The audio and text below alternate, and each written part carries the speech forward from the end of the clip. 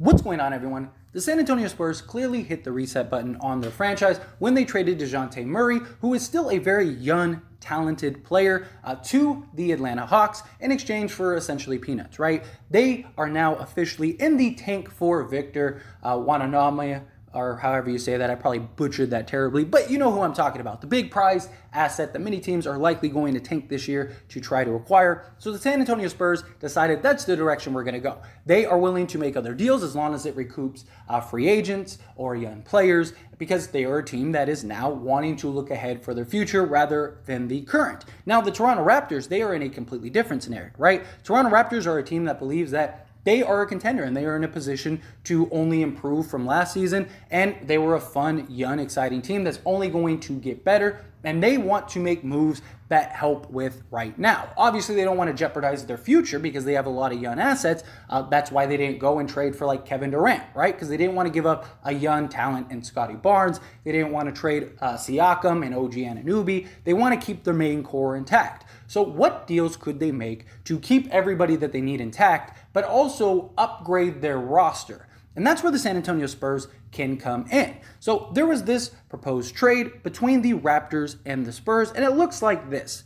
So the Toronto Raptors would receive Jakob Poeltl for the trade, and he's a 1-year, $9.3 million contract. And the San Antonio Spurs would receive Precious Achiuwa, 2 years, $5.6 million, Khem Burke, and a 2023 first-round pick. Now, both of these contracts are 2 years, but Precious, he's, again, 22 years old. He's a talent, so that makes sense for them to take on. Khem Burke, he's a guy that they could just buy out and waive this season, or they have options. They could do things with him and his contract, or move him in another deal, or just keep him, because you do need players, you do need talent, you do need something. Even if you're tanking, you still need bodies, right? And they get a 2023 first-round pick from the Toronto Raptors. So this is a pretty solid trade for the Spurs. But let's really break it down here, right? So right off the bat, the Raptors reignite with the Jakob Poeltl, who is a guy that was on the Raptors at one point. And he is a very solid player.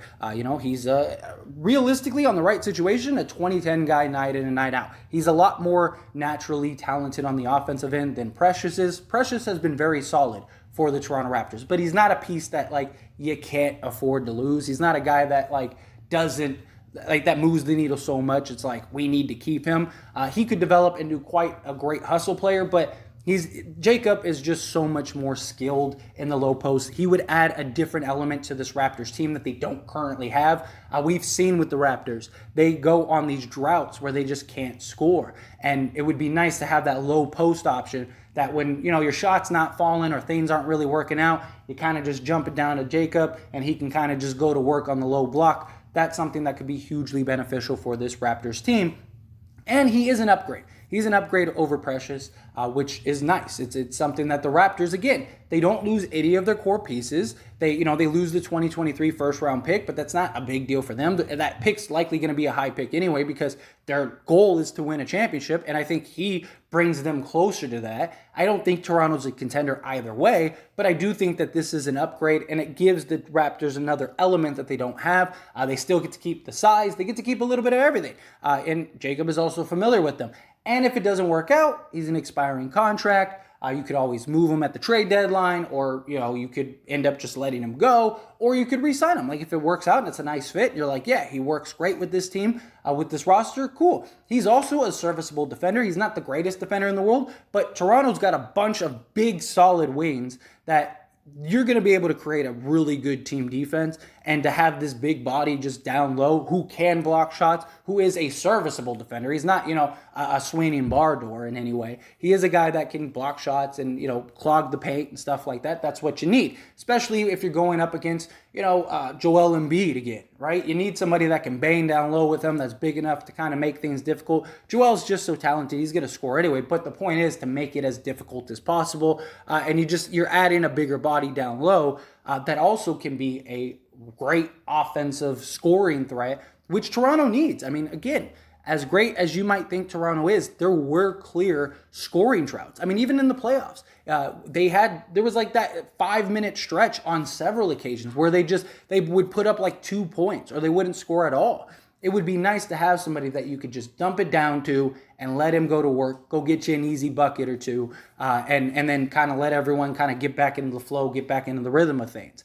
This is a guy that I think would be a huge upgrade. Now, from the other side, San Antonio, the prize is obviously the 2023 first-round pick, and Precious. He's a guy that, if you want, can start this season, just kind of feel that out, see how that goes. If not, he would be a great serviceable backup center for this team.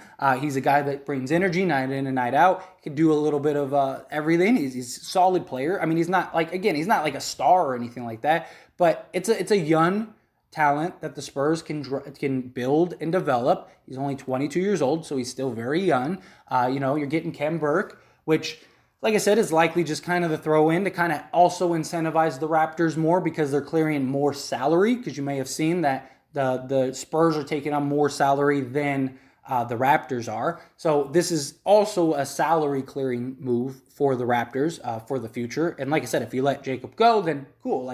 You just clear up some cap space to maybe go get a replacement, things like that. But from the Spurs standpoint, again, they're a team that is tanking. They don't care about a 2-year contract. That might actually be beneficial for them because in 2 years, next year, that's a contract that they can move because it's expiring, or they keep them, write them out. Like I said, they need bodies, they need people. But the real prize in this deal is Precious and that 2023 first-round pick, which you're probably losing Jacob regardless. So why not recoup some assets? Why not get something back for him and a young player and a draft pick? And, you're going to take on Kem Burke's contract because, we're doing you a solid as well.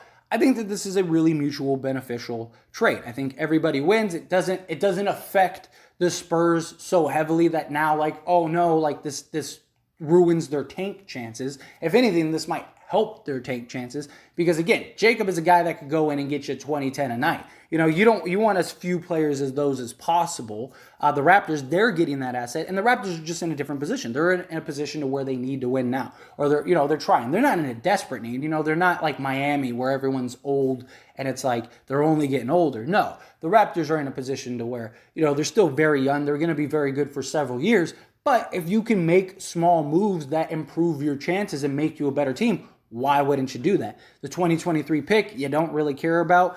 Precious, he's likely never going to be that guy for you at center. He's a rotation guy right now, but you're not losing anything of significance. It's not something that it's like, oh, no, we have to keep Precious. No way. You're getting an upgrade in Jacob who can just provide you so much more and provide you things that you currently don't have on this roster.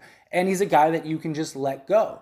He's a guy that, if things don't work out or say you want to go a different direction, they got the young guy that they drafted. There you go. You just, hey, appreciate your service for a year. Or he could be a guy that you sign one more year. You have options there. It gives flexibility for both teams, both sides. So I think overall, I do think that this is a very fair trade. I think this is a trade that I could see getting done. But as always, this is a conversation, so I pass the question on to you. Let me know your thoughts and opinions down in the comment section below. What do you think of this trade? Do you love it? Do you hate it? Do you think it's a fair trade for both sides? Everybody kind of gets something. The Raptors get a bit of an upgrade. They get a guy that can get you, 20-10 night in and night out, which they could really use. You get a guy that you could dump the ball down to and kind of just get you easy buckets instead of everybody having to create all the time.